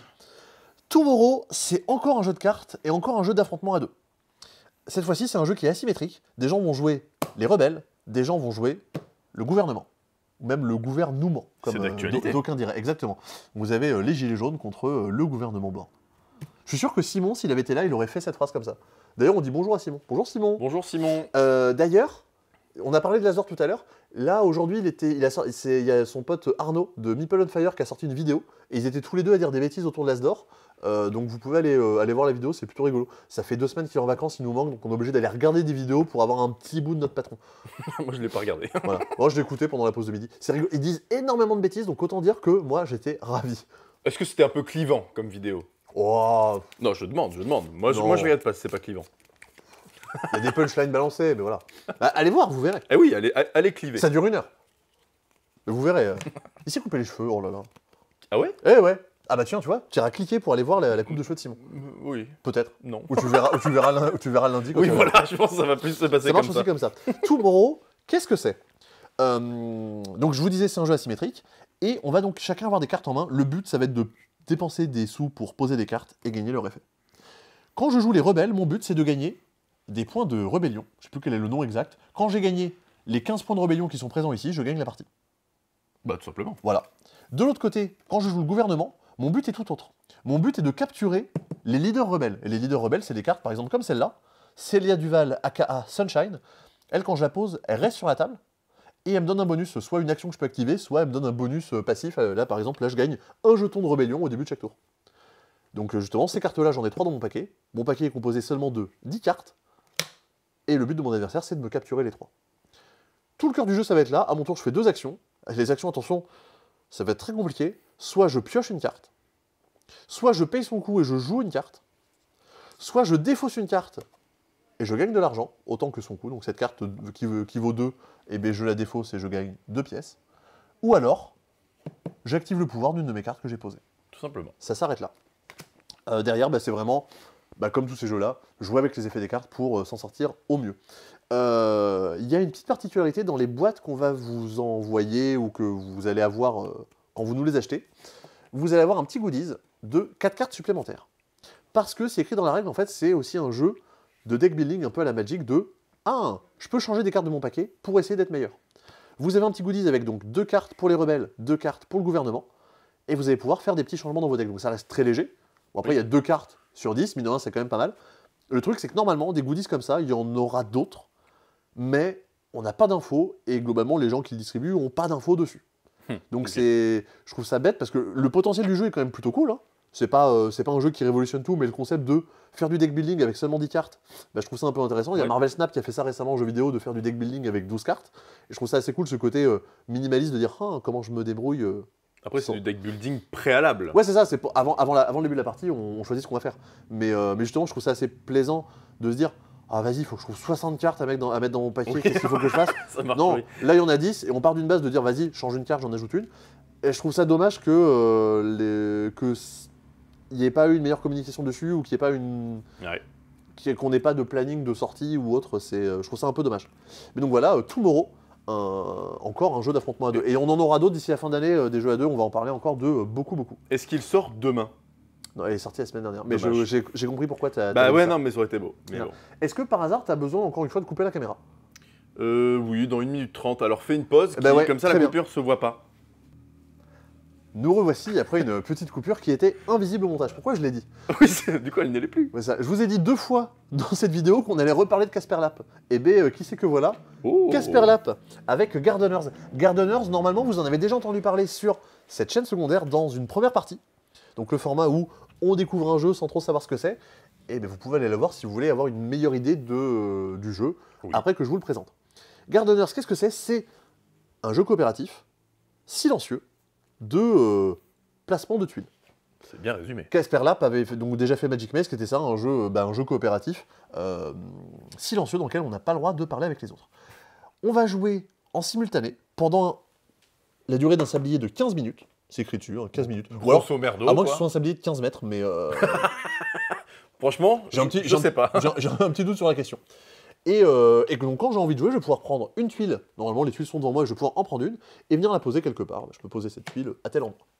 Autour de la table, quelqu'un a reçu une mission qui dit Et bien, dans le jardin, il doit y avoir au moins 10 tuiles de couleur rouge. Donc on va jouer. Jusqu'à avoir rempli un carré. Et là, moi, quand j'ai ma mission, je vais pouvoir dire, non, là, la mission, elle n'est pas validée. Quand la mission n'est pas validée, qu'est-ce qu'on va faire? On va pouvoir retirer des tuiles. Enfin, pas forcément quand la mission n'est pas validée, mais... On peut tout le temps le faire. Oui, c'est ça, en fait, c'est au lieu de prendre une tuile, je peux décider de prendre une tuile de la pioche et de la poser. Je peux décider de prendre une tuile du plateau et la mettre chez quelqu'un, pour dire, non, ça va pas. C'est ma façon à moi de m'exprimer, de dire, non, mettre ça ici, c'est pas le bon endroit. Parce que par exemple, j'ai des objectifs qui me disent, ne doit pas y avoir de fleurs vertes et de fleurs roses à côté. Doit y avoir une forme avec ces tuiles-là entre elles. Ce que tu as oublié, un détail très important quand même, c'est que certes, toi, tu sais l'objectif qu'on doit avoir, mais les autres, ils n'ont pas cette indication. C'est ça, c'est-à-dire que vous, la seule chose que vous avez, c'est que mon objectif concerne le fait d'avoir 2 types de tuiles qui ne doivent pas se retrouver à côté. Voilà, mais on ne sait pas lesquelles. C'est ça. Là, vous avez le nombre de fois que doit y avoir un certain truc dans le plateau. Et donc, sans parler, on doit essayer de faire comprendre quel est l'objectif. Voilà. Mais si, mais c'est les fleurs vertes et les fleurs violettes, elles doivent pas se toucher, et tu essayes de faire comprendre. Mais silencieusement. Voilà, dans sa tête, on gueule, quoi. Dès l'instant que l'objectif est validé, la personne suivante, enfin, l'objectif n'est toujours pas révélé, la personne suivante pioche un objectif, et ça devient une nouvelle contrainte. Il va falloir réussir à mixer tout ça pour marquer des points. Les points qu'on marque, en fait, à chaque fois, donc, on ajoute des nouvelles contraintes. Dès l'instant qu'il y a 3 contraintes qui ont été validées, la 4e qu'on pioche vire la toute première. Donc la toute première, elle est retirée, elle nous fait un point. Et le but étant de faire le plus de points possible en 15 minutes. En sachant que les contraintes s'accumulent avant qu'on les enlève, et donc on doit tout le temps remplir toutes les contraintes en même temps, simultanément. Il faut avoir 10 tuiles rouges et puis que les vertes soient pas à côté des roses et puis machin et puis machin. Donc autant dire que ça doit bien être casse-tête. Il y a quand même plusieurs niveaux de difficulté, il y a des parties d'initiation. Vous voyez qu'au dos des tuiles, vous avez écrit A, B et C. En fait, pour les premières parties, vous prenez que les tuiles A, donc qui permettent de faire un carré de 16 cases. Ensuite, vous prenez les tuiles A et B qui permettent de faire un carré de 25 cases. Et les tuiles C, ensuite, qui permettent de faire un carré de 36 cases. Voilà. Globalement, j'ai pas grand chose de plus à en dire. C'est très chouette. Non, c'est bon. Et c'est bon, clairement atypique. Hein, c'est globalement ce que propose Casper. De toute façon, sur les 3 jeux que vous avez là, c'est atypique. On voit que c'est pas forcément. Ça sort un petit peu de l'ordinaire. Donc allez voir la première partie si vous voulez vous faire un meilleur avis. En tout cas, si vous y jouez, je vous mets au défi d'y jouer silencieusement réellement. Ah oui. Parce que au final, je pense que moi, quand j'y ai joué, on a plus passé notre temps à gueuler que à. Je pense qu'il y a un gros défaut d'édition. C'est qu'à l'intérieur du jeu, il n'y a pas le pion rouge qui est dans Magic Maze, qu'on prend et qu'on tape devant quelqu'un pour dire « Bouge-toi le cul, fais un truc !» Non? Bah oui, mais en fait, tu peux enlever une tuile et la poser très violemment devant lui. C'est non. Ça ne va pas là. Moi, dans les parties où on faisait, tu t'enlèves toutes les tuiles que quelqu'un pose jusqu'à ce qu'il comprenne. En parlant de défaut d'édition, les feutres de Zombicide Gear Up sont pas foufou. C'est pas c'est comment? Des Faber-Castell. Mais c'est pour ça. Franchement, vous aimez les jeux à cocher, vous achetez d'un côté Silver and Gold et Zombicide Gear Up, vous faites une petite commande. Comme ça, vous avez 2 chouettes jeux, et en plus, vous prenez les feutres de l'un pour jouer avec l'autre. C'était le petit conseil d'achat. Très bien. Alors, un autre jeu qui avait été dans la meilleure première partie que la chaîne a pu voir, Caral, parce que c'était tout bonnement Tim et moi qui participions à la vidéo. Je vous invite à aller la voir, notamment, normalement, dans la description de la vidéo, il y avait un lien vers la partie complète, parce que c'est des parties qui durent 3 quarts d'heure, 1 heure. Normalement, il y avait une vidéo vers la partie complète où on a fait que raconter des conneries. Oui. Donc, ceux qui n'ont pas aimé... C'est ça. C'est des personnes qui n'ont pas aimé nous qui digressions dans le dernier CDispo qu'on a fait tous les deux. Si vous allez voir cette vidéo, je pense que vous explosez. Oui, tout simplement. Si jamais ça vous avait fait marrer, regardez, on a dit énormément de bêtises. Et puis on a bien joué. On a bien joué. Mais toi particulièrement parce que tu as gagné. Oh, du spoil. Ah, mince, pardon. Tu as... Caral, c'est donc un nouveau jeu localisé par Blue Cocker. Cocorico? Non, non. C'est quoi Putain. C'est le mélange, c'est Marseille, ça, non? Botch. Au Botch. Au Botch, ouais, voilà. Botch. Chocolatine. Un jeu de Clash Sugar Vrai 2, l'auteur de Carcassonne. Ouais, ah oui, oh putain, je savais même pas. Eh bien oui. Dans Caral, vous allez construire des temples sur ce plateau, sur les différents emplacements que vous avez présents un petit peu partout. Vous allez, à chacun de vos tours, pouvoir avancer d'un certain nombre de cases, genre, je vais avancer de 2 cases, et je vais pouvoir faire différentes choses. Je vais pouvoir dire, eh bien, je viens ici et je fais l'action qui est indiquée ici. Ou alors, je m'arrête sur un chantier et je vais, par ici, et je vais commencer à construire un terrain. En gros, on va, sur les petites cases, commencer à construire des temples. Sur les grandes cases, faire des actions. Comment ça va marcher?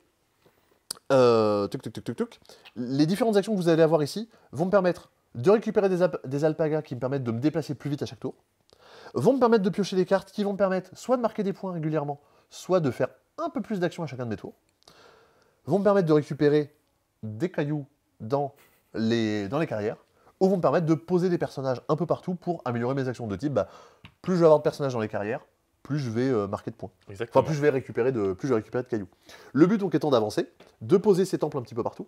Plus on pose de temples, plus ça va être long d'avancer, parce qu'au départ, on avance de case action en case action, mais dès l'instant qu'on commence à se poser un petit peu partout, il va falloir s'arrêter à chacun des temples pour se déplacer. Ouais. Et on va marquer des points donc pour les temples qu'on aura réussi à compléter, et pour différents objectifs au cours de la partie.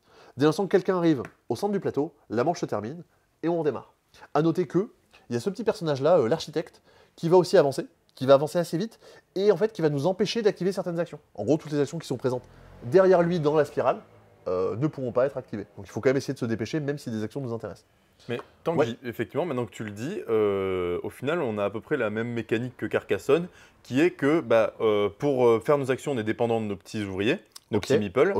Et on doit avoir une gestion de nos meeples, parce que si on met tout dans les carrières, on ne pourra pas les réutiliser pour d'autres actions. Oui, c'est ça, il y a un petit peu ce côté. Sachant que, effectivement, pour le coup, vraiment, que les meeples que j'ai posés, je ne pourrais pas les ramasser. Voilà, là, on les ramasse jamais. C'est ça. Un des points assez importants du jeu, c'est que le jeu est très modulaire. Au dos de la boîte, normalement, ça doit être indiqué, vous avez 6 modules. Les cartes caprices des dieux qui permettent de déguster du fromage. Oui, mais alors, et puis alors attention, achetez le jeu vite, parce que le fromage à l'intérieur, il va vite vieillir. Hein. Et attention, des tuiles annuelles, des cartes statuts, machin. En fait, c'est des petits éléments qui vont apparaître. Genre des objectifs de fin de partie.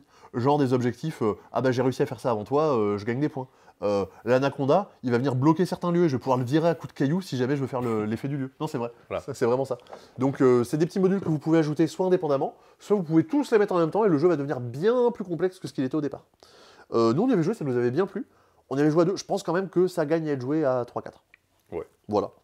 Donc, voilà. Pour le coup, Caral, j'avoue que même si ça vient de Blue Cocker et ça vient de l'auteur de Carcassonne, et j'avais aucune idée que le jeu allait exister. Alors qu'a priori, je crois qu'il y avait eu un financement participatif ou un truc dessus à une époque, de mémoire. Mais qu'est-ce que je voulais dire ? C'est pas un jeu qui a eu une énorme hype, malgré pourtant... il y a des éléments qui fait que normalement on devrait en entendre parler. Un jeu, je pense, pareil, vous n'en avez peut-être pas entendu parler, c'est Ratus. Vous avez peut-être entendu parler à l'école parce que vous avez appris à lire avec. Ah, tu sais pas ça? Ah non. Alors, il s'est retourné vers moi avec un air complètement déconfiant. Qu'est-ce qu'il raconte? Qu'est-ce que tu dis? Mais Ratus, c'est des bouquins avec un rat vert qui permet d'apprendre à lire. Non mais si, c'est bon. Je vois. Non mais je croyais que tu parlais vraiment du jeu. Ah oui, non. Oui, Ratus, le rat vert. Oui, c'est bon, je vois tout à fait. Ok, merci. Fou, tout de même. Cette fois-ci, c'est la Big Box. C'est une réédition d'un jeu qui datait de 2010, 2012, un truc du genre. Donc vous avez le jeu et 4-5 extensions qui viennent s'ajouter dedans. Donc là, on a fait la disposition pour le jeu de base. On va avoir une carte de l'Europe qui va être... On va jouer sur plus ou moins de terrain selon le nombre de personnes qui jouent autour de la table. Et on va avoir des petits personnages qu'on va venir poser. Globalement, à mon tour, je vais pouvoir faire différentes choses. Je vais pouvoir venir récupérer des nouveaux personnages. Enfin, je vais pouvoir, je vais venir peupler le plateau, je vais venir mettre des nouveaux personnages. Et je vais devoir déplacer ce petit personnage. Ce petit personnage, il va faire en sorte que de la contamination arrive. En gros, lui, quand il est ici, il va venir contaminer les zones autour. Dans chacune des zones, vous avez des petits jetons rats qui sont présents, qui vont en gros indiquer à quel point les lieux sont contaminés. Ça ressemble étrangement à des hosties. Ah oui, ok. Non, mais ok. Je vois, c'est vrai, c'est ce qu'on appelle des jetons ronds, en fait. Oui, pardon. Après le jeu avec du fromage, quand le jeu avec des hosties il y a bien un jeu qui s'appelle l'Hostie de jeu, mais ça n'a pas grand-chose à voir. Oui. Donc ce personnage, quand il arrive dans une région, il va venir déposer des jetons rats dans les régions autour. Combien il en dépose? Il en dépose autant que la région dans laquelle il est. Okay. Donc là, imaginons que j'ai déplacé ce personnage ici. Je vais prendre un jeton rat de la pioche et je vais le mettre où je veux, dans l'une des régions qui sont adjacentes, sachant qu'une région ne peut pas avoir plus de 3 jetons rats. Okay. Mais par contre, plus il y a de jetons rats dans une région, plus je vais pouvoir m'y déployer. Parce que moi, quand à mon tour, je choisis de me déployer dans une région, je vais venir ajouter dans la région autant de personnages qu'il y a de jetons rats. Vous voyez un petit peu l'idée. Ce qui va se passer régulièrement, c'est qu'il va y avoir donc des contaminations, et on va, quand c'est comme ça, retourner les jetons rats, on va les retourner un par un. Là, ici, il va y avoir une contamination s'il y a au moins 5 personnes ou plus présentes à l'intérieur. Et ce qui est indiqué en dessous, ça va désigner, si la condition ici est vérifiée, qui est-ce qu'on cible en priorité. Donc on va dire, tout le monde perd un personnage. Toutes les personnes qui possèdent une carte bleue, une carte de personnage bleu, va perdre un personnage. Parce que oui, sur le côté du plateau, vous avez des personnages que vous pouvez à votre tour... Non, t'inquiète. Ah d'accord, tu me fais des signes, je sais pas s'il faut que... Non, c'est pas un signe. S'il faut que je fasse un truc ou pas. Non, il se détend. Non, mais c'est que la caméra chauffe un peu, j'essaye de la refroidir, donc ça, en faisant comme ça. Bah attends, vas-y, on s'y met tous les deux, je pense que ça va bien passer. Quel enfer. Il y a des vidéos d'ASMR comme ça, on fait des caresses aux gens. Et là, je fais des caresses à la caméra. Bref. J'ai l'air très malin comme ça. Les gens vont s'énerver, attention. Ouais, les gens vont s'énerver. Donc ouais, vous avez des personnages sur le côté du plateau que vous pouvez récupérer pour mettre chez vous. C'est cool parce que ça vous donne des pouvoirs supplémentaires du genre ah bah tiens, quand j'ajoute des personnages, j'en ajoute un peu plus. Quand j'ajoute je peux déplacer des jetons rats. Quand je déplace le médecin de peste, je le déplace pas d'une case, je le déplace de 2. Mais par contre, bah en fait, ces cartes-là, quand je les ai devant moi, je vais être ciblé plus facilement par les jetons. Genre là ici, bah toutes les personnes qui ont un personnage rose vont perdre un personnage. Okay. Donc ça me donne des bonus. Mais c'est à double tranchant. Sachant que ce qu'il faut savoir, c'est que les personnages sont présents au début de partie autour du plateau, mais dès l'instant que je les ai récupérés, les autres peuvent venir me les voler. Donc voilà pour le jeu de base. Le but, ça va donc on va jouer comme ça tout au long de la partie. Le but à la fin de la partie, c'est d'avoir un max de points. Nos points, grosso modo, c'est nos personnages qui sont encore vivants. Donc autant dire que des personnages vont mourir, vont aller et revenir. Il va falloir mieux s'en sortir que les autres. Globalement, les règles sont assez simples. Oui. Les extensions viennent ajouter notamment... pareil, des objectifs, des machins, et viennent ajouter toute une palanquée de personnages supplémentaires. De base, vous n'en avez que 6. Dans les extensions, vous en avez, je crois, une trentaine. Donc pour varier de plus en plus les parties. On a fait un bon tour, mais on n'a pas fini pour autant. Il nous reste un peu tout le fatras qu'il y a sur la caisse. Et est-ce qu'on avait exposé encore un autre jeu par là? Non, il reste plus que le fatras sur la caisse. Et ben voilà, on va y arriver petit à petit. De nouveau, paquet de cartes Bicycle. La semaine dernière, on vous avait montré les cartes James Bond et les cartes The Mandalorian. Là, cette fois-ci, vous avez des cartes Retour vers le futur, qui pètent un peu la classe. Genre là, le dos est quand même vachement cool. C'est vrai qu'elles sont belles. Hein. C'est ça. Donc les cartes Bicycle, toujours faites par Teroi 11, qui est des gens qui designent les cartes, et Bicycle qui les fabriquent. Et ça, alors on les avait déjà, mais pour le coup, vu qu'elles sont trop mignonnes, parce qu'il y a des petits oiseaux un peu de partout, elles étaient en rupture, donc on en a recommandé. Donc n'hésitez pas si vous voulez. Dans les nouveautés, alors c'est pas le seul, mais il y a un nouveau casse-tête en métal. En fait, on a toute une gamme, tiens, je pense qu'on peut même carrément montrer le rayon, toute une gamme de casse-têtes en métal, donc il faut démonter et remonter de différentes difficultés. Les noirs, impossible. C'est ça, bah là notamment lui c'est difficulté 5 sur 6, donc c'est quand même déjà pas trop mal. Je vous ai pas montré toutes les nouveautés parce que j'avoue que les casse-têtes, je m'y connais pas trop, donc je n'ai pas trop su faire la différence entre tous. Je sais que Nico m'a dit, si, il y a celui-là, il s'appelle le Elk et il ressemble à un cerf. Alors, quoi? Oui, bah oui. Eh oui, bon, bah, on le voit tous. Hein, ouais, bah oui, bah, vous le voyez. Il y a un cerf là, juste là. Plisser les yeux. C'est ça. Ouais, plisser les yeux, ouais, c'est bon. Comme Leonardo DiCaprio. Ce que je voulais vous dire. De toute façon, je pense que les casse-têtes, si vous aimez bien, vous savez déjà. Je sais pas s'il y a des gens qui suivent vraiment l'actualité des casse-têtes, genre s'il y a un planning comme peut y avoir pour les jeux de société en mode ah tiens, vas-y, là va y avoir 3 nouveautés, va y avoir ça. Bah, je pense qu'il y a des gens qui sont chauds du casse-tête. Ouais. Après, dans cette gamme-là, il y a quand même un choix immense. Là, alors il y en a qui sont présents plusieurs exemplaires, mais je pense qu'il y en a au moins une vingtaine de différents. Si quelqu'un a fait tous les casse-têtes de cette gamme, je veux bien un petit commentaire. Non, mais ça existe. Ah, mais non, regarde. Quand c'est démonté, en fait, ça fait des bois de cerf. Attends, la mise au point va se faire. Ah ouais. Voilà. Et là, par l'indication sonore, j'en déduis que la mise au point s'est faite. Oui. Voilà. Elevens, c'est un petit jeu de cartes, vraiment. Alors, petit jeu de cartes à la Skijo, à la Oulaou, pas beaucoup de règles pour jouer avec papy mamie. C'est une espèce de Rumicube et de Uno, où le but c'est de se débarrasser de ses cartes avant les autres. Pour ça, on va partir du 11 rouge et on va jouer des cartes à chaque fois les unes à côté des autres. Okay. Pour jouer des cartes, il faut que je joue soit des cartes adjacentes à des cartes qui ont déjà été jouées.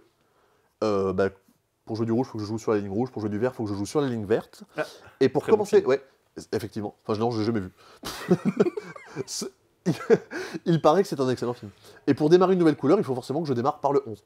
Mais tu vois, par exemple, ici, on est allé au 11 vert, on est avancé par là, et hop, on a pu remonter sur le 8 rouge, même s'il y a eu un trou au milieu. Ok. Si je peux pas jouer, je pioche des cartes. Et si j'ai plus de cartes, enfin si je joue toutes mes cartes, j'ai gagné la partie. Ok, charmant. Voilà. Diplomatie, alors ça c'est du jeu en anglais, ça c'est toujours Simon qui commande des jeux en anglais. Diplomatie c'est un gros classique du jeu de conquête, je crois que c'est sorti dans les années 60. C'est vous incarnez chacun une nation, vous allez avoir chacun des unités mais pas les mêmes que les autres. Et vous allez planifier vos actions sur du papier.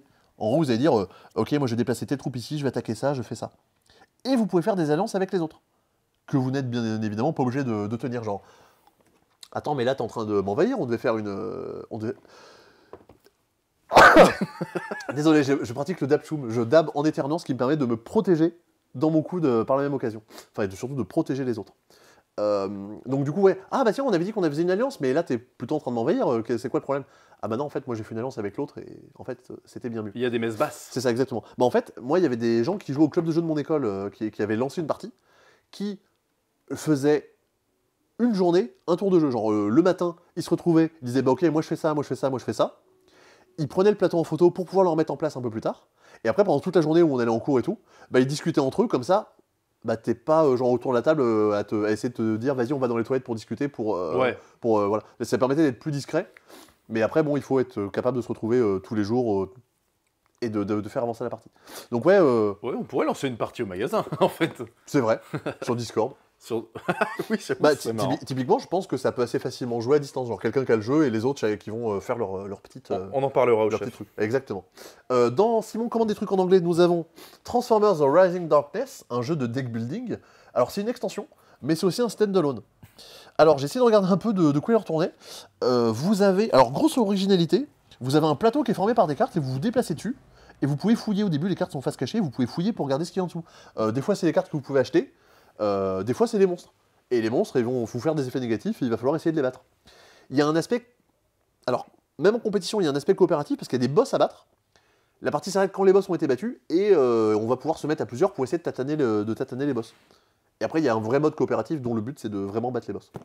Si vous aimez Transformers, j'avoue que s'il y a bien une licence où je connais rien du tout, je pense que c'est Transformers. C'est des voitures qui se transforment en robots. Ouais, voilà, il y a les Autobots et les Decepticons. T'as déjà vu les films quand même? Aucun. Ah oui? Même pas le dessin animé. Michael Bay et tout là? Eh non, j'en ai vu aucun. Ah, c'est marrant. Même pas de je comics? sais. Non, même pas. C'est vrai qu'il y a des comics Transformers. Mais non, je n'y connais rien du tout. C'est marrant. Comme quoi. Un film que je n'ai pas vu non plus, E.T. T'as pas vu E.T? Et non. Tu n'as rien vu. Ça, je sais qu'il faudrait que je le voie dans pas longtemps. Non, en ce moment, j'étais en train de faire les Jurassic Park slash Mais c'est vrai Jurassic que tu World. m'as dit que c'était la première fois que tu voyais Jurassic Park. Alors, le premier, je l'avais déjà vu, mais là, je me suis fait un peu les suites. C'est un jeu fait par Prospero Hall. Prospero Hall, c'est un collectif d'auteurs. Je crois que on les avait évoqués il y a peu de temps. Genre, je crois que c'est Simon qu'on avait parlé genre, il y a 2-3 semaines. C'est notamment les gens qui sont derrière Villainous. En fait, ils sont spécialisés dans le jeu à licence. Et c'est un pseudo justement qui regroupe plusieurs personnes et ils font plein de jeux. C'est un jeu coopératif dans l'univers d'E.T. Vous vous déplacez dans les différents lieux et vous allez pouvoir ramasser des choses, notamment fabriquer des petits dés qui permettent de fabriquer le fameux téléphone pour que E.T. puisse contacter ses proches.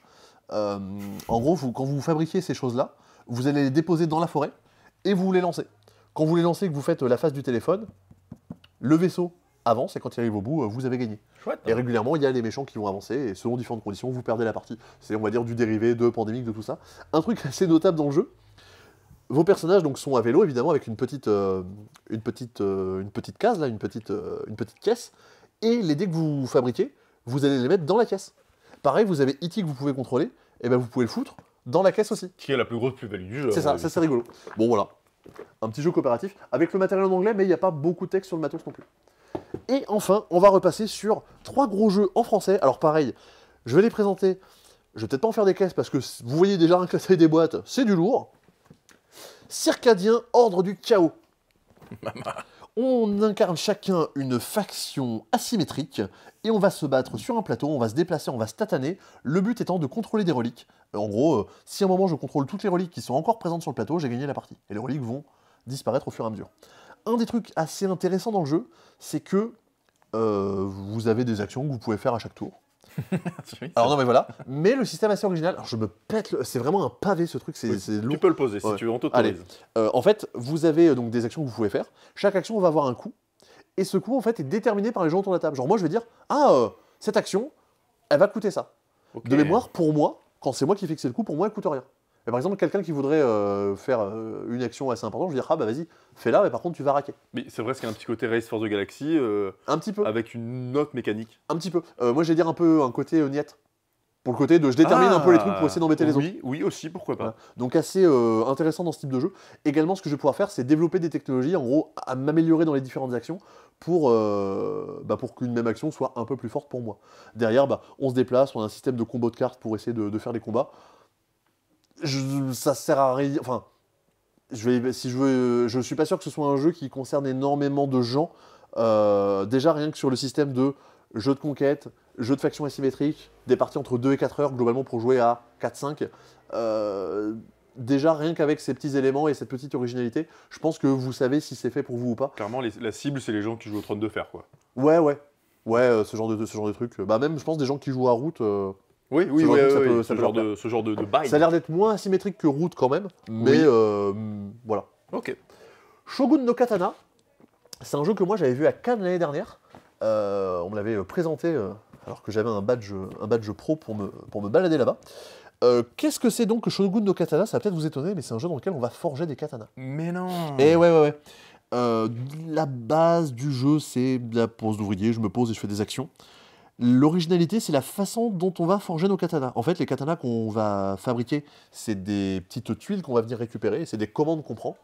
Et techniquement, je peux prendre à peu près autant de commandes que je veux. Ces commandes, je vais venir les mettre sur mon plateau. Et là, pareil, il va falloir que tu te rapproches. Je montre. Ouais. Donc voilà, sur ce petit plateau. Et mes ouvriers, je peux les poser donc sur le plateau principal, mais je peux les poser aussi à côté de mon plateau. Mais imaginons que je le mets ici. Je vais activer tous les katanas qui se trouvent là. Le truc, c'est que chaque katana, je vais devoir les forger depuis la gauche vers la droite. Et là, par exemple, pour lui, il me faut de l'acier, du bois et de la laque pour le fabriquer. Il faut pas tout le temps les mêmes ingrédients pour les katanas? Non, il y en a qui sont plus ou moins vénères que d'autres. Il y en a qui ont besoin de 5 ingrédients. Genre qui ont un petit manche en bois, une grande lame en métal. D'autres qui vont être un peu plus décorés. D'accord. Et en fait, donc je vais activer tous les katanas, toutes les commandes qui sont présentes sur cette ligne. Imaginons, il y a un katana pour lequel il faut du bois. Je vais le déplacer du côté de la ligne qui représente le bois. Ou alors, si là, par exemple, on est sur la ligne de l'acier, je dois ajouter de l'acier sur mon katana, je vais le faire avancer vers la droite. Voilà seulement, quand je vais avoir beaucoup de katanas chez moi, je vais le faire avancer vers la droite, mais il y a déjà un katana qui est présent. Donc en fait, il faut prendre beaucoup de commandes, parce que ça permet de beaucoup avancer et de marquer des points. Mais si j'en prends trop, je vais me retrouver bloqué. Donc il faut bien gérer cette espèce de petit taquin pour réussir à s'en sortir. Donc un petit côté, un petit twist original à un jeu de gestion de ressources. Ça me fait penser à Fruitopia un peu, tu vois. Bah ouais, un peu dans ce délire-là. Donc voilà. Et après, donc derrière, je peux améliorer des actions, tout ce genre de choses. Mais en fait, le cœur du jeu, le cœur du jeu. La grosse plus-value de ce jeu, on va dire, c'est cet élément-là. Pareil, en termes de durée de partie, vous êtes sur une demi-journée. Hein. 45 minutes par joueur. Oui. Bah, si vous jouez à 1, ça fait 45 minutes. C'est vrai. Mais alors, en pratique, le 45 minutes par joueur, enfin le temps de minutes par joueur, ça reste pas vrai à 1. En pratique, c'est plutôt à partir de 2. Mais il peut pas se jouer à 1, de toute façon, il n'y a pas de mode solo. Si, il y a un mode solo. D'accord, il y a un mode solo. Si, c'est que dans un 4. Ah oui, il y a un mode solo. Et le dernier jeu qui n'en est pas des moindres, vous avez Scarface 1920. Alors, vous voyez l'épaisseur de la boîte. Vous avez également une boîte qui est 2 fois plus épaisse avec le contenu de l'extension qui est présent ici, ainsi que du matériel un peu plus premium de Kickstarter. On en a une, et je crois qu'il en existe. Une. Non, il en existe genre 500 ou 100 en France. Enfin, pas beaucoup. Les spéculateurs, jetez-vous dessus. Ouais, bien sûr, évidemment. Bon, après, faites ce que vous voulez. On incarne des clans de mafieux pendant la période de la Prohibition, et on va chercher à s'enrichir en récupérant et vendant de l'argent et de l'alcool. Il y a déjà un petit univers, un petit truc qui est développé. Ouais, carrément. Vous allez au cours de la partie donc chercher à accumuler de l'argent, ça je vous l'ai dit, et prendre possession des différents quartiers de... Mais c'est où? Chicago. Non, j'allais dire Boston, mais je sais... le nom américain. Chicago. C'est marqué là. Ouais, c'est ça. Devenez le roi de Chicago des années rugissantes. Ouh. Avec des guillemets. Tac. Vous allez... Il y a plein d'éléments dans le jeu. Il y a 15 pages de présentation des notions du jeu. Donc, effectivement, c'est... je vais peut-être mélanger un ou deux trucs. Il y a une grosse base de deck building. On a un deck, on a des cartes en main, et je vais pouvoir jouer des cartes de ma main. À chaque tour, je vais pouvoir poser plusieurs cartes de ma main devant moi. Ça représente mon plan de jeu. Donc, en gros, je pose des personnages. En gros, c'est les personnages qui vont agir ce tour-ci. Chaque personnage a une force et de l'influence. Je vais additionner la force et l'influence de mes personnages. Ça me donne ma valeur de force et ma valeur d'influence pour ce tour. Cette force et cette influence vont me permettre de faire différentes actions. Genre, je vais aller voir la police, je peux leur dire « regardez, je suis influent, là, normalement, je suis plutôt un mec recherché, faites descendre un peu mon niveau de recherche. » Justement, pour essayer d'être un peu plus tranquille pour la suite. Ou alors, il y a mes potes qui sont en prison. Vous pouvez peut-être les libérer ou ça peut se faire? Bah, s'il vous plaît. S'il vous plaît. Regardez mon influence, c'est écrit là sur mes cartes. Voilà. Et bien, j'ai au moins 5 d'influence, vous pouvez libérer mes personnages. C'est une sorte de caution. C'est ça. Donc, en gros... les personnages que je joue déterminent un peu la force des actions que je vais pouvoir faire. Les autres actions vont me permettre de prendre possession de bâtiments, de me déplacer dans Chicago. Si j'ai vraiment beaucoup de points, je peux me déplacer dans Boston. Mais là, vraiment, c'est qu'il faut mettre un plateau à côté. Bon, c'est C'est pas l'extension qu'il y a avec, c'est pas Boston. Non, c'est les exécuteurs. Mais non, ça aurait pu. Pensez-y, hein, si jamais vous développez le jeu, peut-être une extension Boston, pour moi qui confond les noms. Je vais pouvoir aussi récupérer des cartes, en gros, qui me permettent de gagner des armes et des armes et de l'alcool. En gros, me dire, ah tiens, vas-y, t'as au moins tant de valeur de force, au moins tant de valeur d'influence, t'as le droit de récupérer ces trucs-là. En gros, une espèce de commerce. Ouais. Et également, je vais pouvoir revendre les trucs que j'ai pu récupérer. La bonne mafia. Voilà. Tout ce truc-là, ça me permet donc d'accumuler de l'argent. À la fin de la partie, celui ou celle qui a le plus d'argent gagne la partie. Dans les trucs assez cool, donc c'est déjà, je récupère de nouveaux personnages, je vais pouvoir faire différentes actions.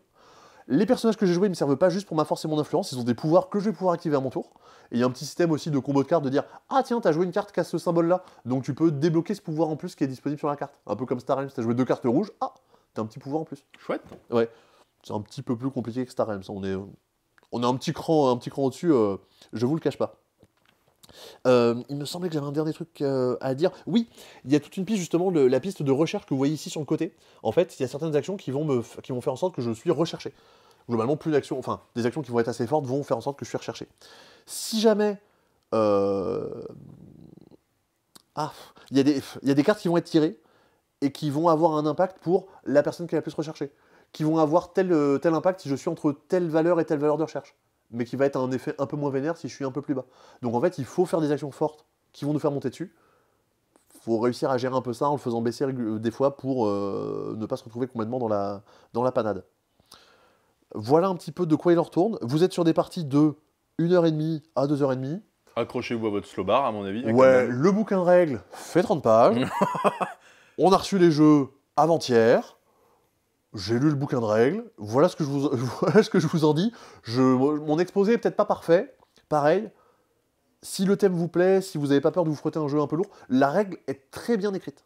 À noter, en fait, tout est très détaillé, mais c'est à noter.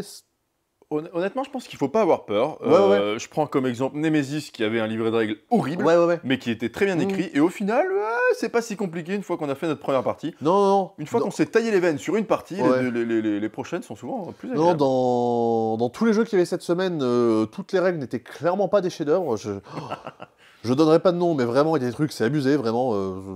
Voilà. Là, celui-ci. Non, c'est quand même pas mal. Ça, typiquement, je pense que... Alors, je sais que Nico, le thème lui parle pas mal. Moi, j'avoue que la prohibition, tout ça, ça me parle pas beaucoup. C'est vraiment le même thème que District Noir, hein, donc... Ouais, mais j'avoue, District Noir, bon, le thème...